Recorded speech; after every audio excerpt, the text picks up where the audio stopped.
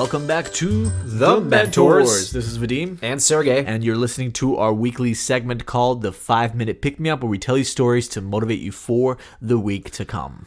And today we're going to talk to you about how the types of goals that you set can actually impact the outcomes that you have. Part of the reason why we were motivated to have this discussion on the airwaves today is because of what has transpired over the last few weeks, because of decisions that we made earlier on that then set certain things into motion. Yeah, in a way, we've had kind of a live crash course into how the types of goals we set can change our outcomes. We've literally seen it happen live over the last week and a half, and we want to tell you exactly what we did and what we learned so that maybe you can use that in your own experience.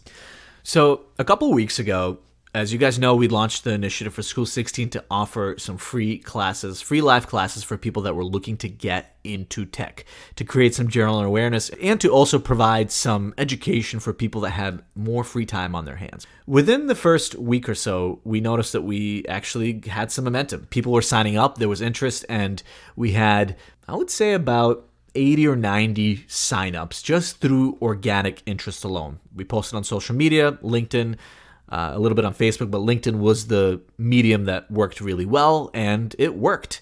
If you want to learn more about what we actually did, just go back and listen to the 5-Minute Pick-Me-Up episodes over the last few weeks, where we cover that stuff in a little bit more detail. But after we saw that momentum, me and Sergey had a little conversation, and it was actually very simple. We sat down together, or stood up, I don't remember, but we were excited about what we were seeing transpire. We were excited about the fact that we had the opportunity to help people, and we had a simple conversation about the fact that we might be able to help a lot more people. And so we decided to set a bigger goal. In the beginning, our goal was, let's see if we can get 100 signups within the 2 weeks that we gave ourselves to launch this program. And we did, by the way, launch this program within 2 weeks. We had our first live class within 2 weeks of when the idea came to us. And of course, that meant recruiting instructors and actually getting people interested. And we did reach that goal almost in that very beginning of hitting that 100-person mark. But by the time we reached about 50 signups, which was about a week before we were ready to launch our first class, we asked ourselves the question, what would we do differently if we wanted to get 1,000 signups by next week rather than 100? We actually scheduled weekly calls with an advisor of ours for this project, and honestly, one of the motivations was we wanted to have good news for our advisor to tell him that we blew our goal out of the water. So by asking that simple question, what if we were going for 1,000 signups this week? It completely shifted the kind of experiments that we decided to run to try to get that goal. As always, me and Sergey got super excited, and we thought, oh yeah, we could definitely hit that goal of 1,000. And by the way, that's part of the delusion that entrepreneurs often have. They truly believe deep down inside that they can reach any goal that they set out to reach. That blind optimism, well, it could hurt, I guess, sometimes, but also it can set you up for success, because then you're less likely to stop yourself from just doing certain things, from putting certain plans into action immediately. As we were doing this brainstorming session about how would we get 1,000 signups, the answer became kind of clear. The referrals that we were getting through our own network were awesome. We got to keep doing that, but that wasn't going to give us the big bump that we wanted. So the other options were trying to run ads where we were dumping a bunch of money into something to hopefully get a lot of impressions that would convert. We kind of nixed that idea really quickly because we didn't want to spend money on it right now. And then the only other option, at least in our minds, was trying to get press. If you are able to successfully get press, we've talked about this before on our podcast, then you may get lucky and you may get enough exposure that could yield several hundred, if not thousands, of signups. So we had a couple of options in front of us, and we kind of tiered them by the most attractive to the least attractive, and we were going to try the biggest ones first, right? Because we were going for something big, a bigger outcome. And the order of those tasks was also not only most attractive, but also least likely to most likely. Yeah, exactly. And Vadim and I tried to force ourselves not to talk ourselves out of something just because we're afraid or because we think it might not work. So we tabled any fear that we might have. So the three options we had in front of us were this. One was we wanted to get published by Inc. magazine. It's a great publication. We actually just got interviewed for the print version of that publication for an unrelated topic that is more close to what our podcast, The Mentors, is about. And what also has spoke to our most recent experience, which is in education.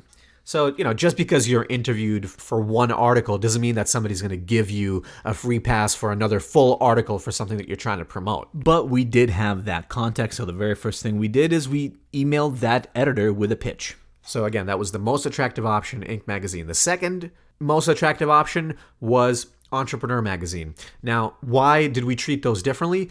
Entrepreneur, we actually met one of the editors for Entrepreneur magazine when we were giving a talk at the Podcast Movement Conference a couple of months ago. And this was an opportunity for us to self-publish an article on Entrepreneur. So the best option is to have somebody write an article for you. The second best option is to self-publish. And we thought maybe we could ask this person to see if there was somebody on the Entrepreneur team that could publish first, and then if not, then we would self-publish on that platform. The third option was to self-publish on a platform we already have access to, which is Forbes, as most of you listeners already know. So because we created those three options for ourselves, that then created work that we had to do. We had to put together a media kit, we had to put together a pitch, we had to put together a briefing, which is essentially an article or a suggestion for what somebody else might want to write to craft the story. So we spent about an hour and a half putting together the media kit, another hour and a half or so writing the article. That was part of this media kit. And then we proposed it to our contacts at Inc. and Entrepreneur. What happened with Inc. was we got a flat out rejection within 24 hours of sending that email. It wasn't a fit for their audience. Fair enough. Let's move on to the next opportunity. Then we emailed Entrepreneur with the article that we had drafted. And the Entrepreneur was not a flat out no, but the editor had trouble getting a response, a quick enough response from his colleagues. And so the time was ticking for us. The class was launching next week. And so we had to think about, should we wait and see, or do we just self-publish on Forbes? We decided in the interest of time that we would self-publish on Forbes. And that actually ended up being a great decision. Because within the first day, we had thousands of views on that article. And to date, we've had 16,000 views on the article and 631 signups on our website for people that have expressed interest in our classes. Now, could we have had a better outcome if we didn't self-publish and if somebody else wrote a story about us? Maybe. Was it possible that we would publish an article on Forbes and only get a couple hundred views? That has happened to us before. It wasn't guaranteed. But we tried the other options, and because we had limited time, this one was available to us. And more importantly, because we committed to that audacious goal of 1,000 signups, and that created a constraint of having certain channels that we had to try, which is press. We started executing against that goal right away. And by the way, think about it. I mean, that's other things that we put aside. Deciding to write an article, deciding to reach out to these different people, deciding to engage these contacts, that's all work that had to be done and prioritized. And that only happened because we set that goal. And the nice thing is, too, that the requests that we made to Entrepreneur and Inc., just because they were no's right now, doesn't mean they're no's forever. We actually open doors for the future. So we're going to leverage those for the future as well. But notice what changed when we made that bigger goal. And actually, what was the type of goal that we set? Because it sounds like, well, it was just a big goal and that's about it. But no, the type of goal was very, very specific. So no, we did not reach the 1,000 sign up mark. But because we aimed really high, 1,000 signups, we ended up getting way more signups than we had before. We went from 90 to over 600 because the goal was bigger. So having the size of the goal be big is actually pretty important. But Vadim, talk about what actually made that goal a good one versus a generic one that wouldn't have good outcomes. We love providing people with frameworks, and so the framework we're going to talk about today is called SMART goals. Here are the 5 characteristics that this goal had to have, and it is part of the reason why it was successful. It was specific, measurable, achievable, relevant, and time-bound. So let's break those things down very, very quickly. It was specific, so we knew that we wanted to get signups. We had to drive traffic to a website, we had to have a landing page that captured those signups and converted them into something of value. It was measurable. We knew that we had to get a certain number of signups every single day in order to reach our goal. It was achievable. We didn't say we want 1 million signups or 10,000 signups. 1,000 seemed relatively achievable because we had already reached 90 signups. It was relevant. It was in line with what we wanted to accomplish, which is gain interest in the education program that we're creating. And it was time-bound. We only had 2 weeks to execute against this goal.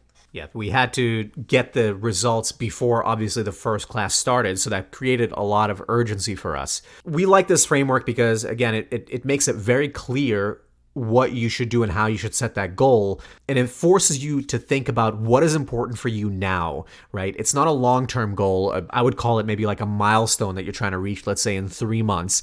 It's actually a very specific goal that can help you get to that milestone. Our big milestone is we want to have a fully functioning education program that has students, instructors, curriculum, a fully functioning educational company. That is the milestone that we're trying to reach by this summer. The goals that we need to get to right now, the most important thing is generating interest, signups, and then starting to run these free weekly sessions that we started doing this past week. So think about what are your interim goals that are more short-term and time-bound, and how do they fold into that bigger milestone that you're trying to reach? And more importantly, we urge you to start thinking about what big goal you might set for yourself this week that is bound by this SMART acronym: specific, measurable, achievable, relevant, and time-bound, that could potentially put you on a trajectory that is far beyond what you could have imagined. That's it for our 5-minute pick-me-up for this week. If you're interested in the education company we've been talking about this episode, and this is the first time you're listening, head to school16.co to sign up for our free weekly classes. Thank you, and we'll see you on Wednesday.